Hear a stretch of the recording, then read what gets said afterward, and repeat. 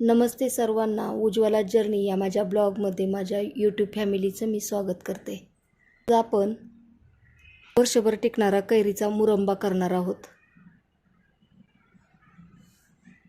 त्याच्यासाठी मी कैरी अगोदर पाण्यात भिजवून ठेवलेली होती आणि त्याच्यानंतर आपण स्वच्छ पाण्याने धुवून घेणार आहोत.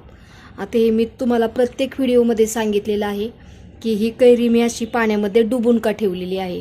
ज्यावेळेस तुम्ही ताज्या कैऱ्या तोडताना त्यावेळेस असा दांडा पुढं आणि तो दांडा तुटल्यानंतर ज्यावेळेस जो चीक येतो ना असा खाली, तो चीक फार हाताला वगैरे असा घातक ठरतो बरं का. तो जर असा हाताला वगैरे स्किनला लागला किंवा कैऱ्या तोडताना चेहऱ्याला जर लागला ना तर त्याचे काळे काळे स्पॉट येतात आणि त्याची जखमसुद्धा होते. असा तो चीक असतो. त्याच्यामुळं ताज्या कैऱ्या जर घेतल्या ना आपण तर त्या अशा व्यवस्थित पाण्यामध्ये डुबून ठेवायच्या आणि त्याच्यानंतर मग स्वच्छ अशा पाण्याने चोळून त्या धुवून घ्यायच्या. मी ह्या कैऱ्या आता स्वच्छ पाण्याने धुवून घेत आहे. हे पहा, ह्या कैऱ्या आपण 2 ते 3 पाण्याने स्वच्छ चोळून अशा घेतलेल्या आहेत. रुमालाने छान अशा पुसून घ्यायच्या स्वच्छ करून.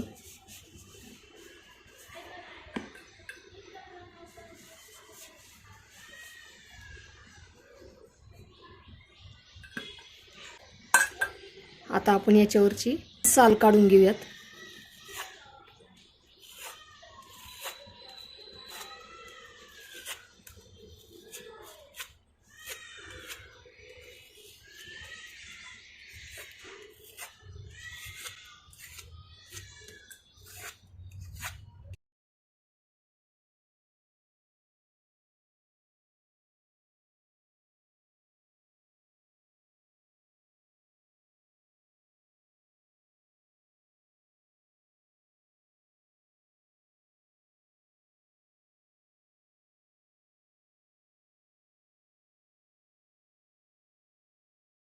कैरीची साल आपण काढून घेतलेली आहे.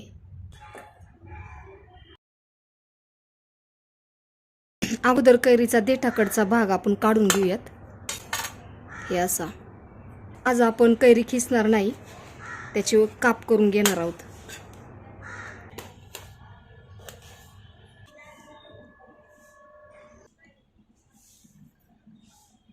अशा पद्धतीने आपण छोटे छोटे कैरीचे तुकडे करून घेतलेले आहेत. आता आपण सर्व कैरीचे असेच तुकडे करून घेऊयात. आपण आवळ्याचा कसा मुरंबा करतो तसाच आपण कैरीचा सुद्धा मुरंबा करणार आहोत. हे पहा, हे आपण कैरीचे तुकडे करून घेतलेले आहेत. 2 वाटी कैरीचे तुकडे आहेत. ते कढईमध्ये आपण पाणी टाकून घेणार आहोत.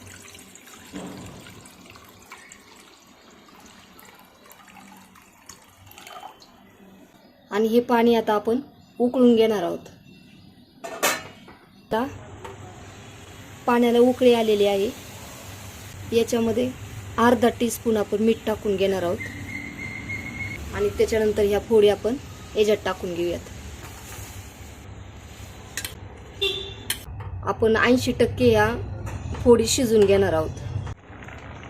हे पहा, या फोडी आपण फक्त 5 ते 6 मिनिट वाफलून घेतलेल्या आहेत. आता आपण त्या काढून घेऊयात. मी गॅस बंद करते. अशा व्यवस्थित पाणी निथळून काढून घ्यायच्या.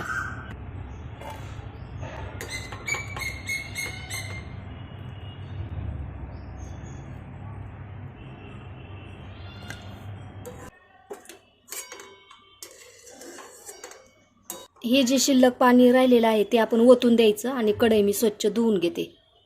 ह्या ज्या फोडी आहेत याच्यावरती आपण खडीसाखरेची जी पिठी साखर केलेली आहे ती मी याच्यावरती टाकणार आहे. खडीसाखर बारीक करून मी अशी त्याची पिठी साखर बनवून ठेवलेली आहे. 2 वाटी कैरीच्या फोडी आहेत तर त्याच्यामध्ये आपण 2 वाटीच पिठी साखर टाकून घेणार आहोत. हे खडीसाखरेची पिठी साखर मी करून घेतलेली आहे ते याच्यामध्ये आपण टाकून घेऊ.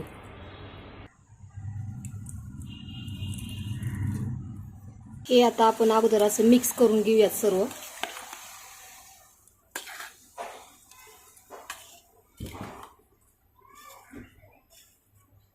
पण सर्व मिक्स करून घेतलं. आता आपण हे कढईत टाकून घेऊयात.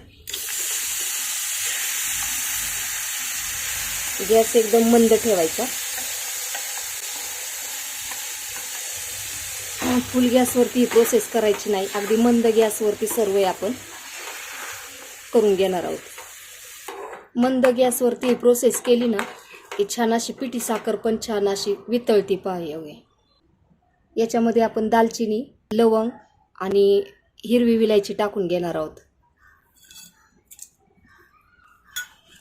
याच्यामुळे काय होतं, जे वर्षभर आपण हा मुरंबा करतो ना त्याला स्वादही खूप छान राहतो आणि खाण्यासाठी सुद्धा रुचकर लागतो, त्याच्यामुळे अवश्य टाकायचं।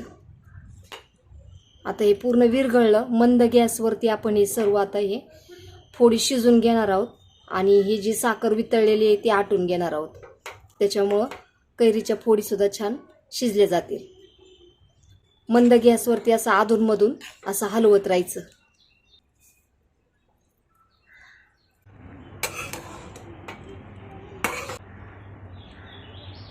मंद गॅसवरती शिजवत असलं ना तरी सुद्धा हे वरती येतं फेस असा शिजत असताना, त्याच्यामुळं हे सतत लक्ष देऊन असं व्यवस्थित हलवत राहायचं आणि त्याच्यामध्ये मग असं उन्हातलं ठेवून द्यायचं, म्हणजे मग हे वरती येणार नाही।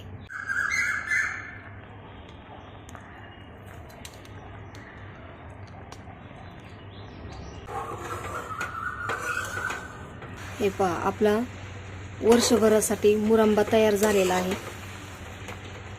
आता ह्या स्टेपला आपण गॅस बंद करणार आहोत, कारण तुम्ही जर हे जास्त शिजवत बसला ना की नंतर मग ते कडक उठतात, त्याच्यामुळे ह्या स्टेपला आता गॅस बंद करायचा आणि हे काढून घ्यायचं। जर तुम्ही गरम कढईमध्ये असंच ठेवलं तर ते कडक होतात। ह्याच्यातल्या फोडी पाहिल्या का एकदम रसरशीत आणि छान झालेत पहा।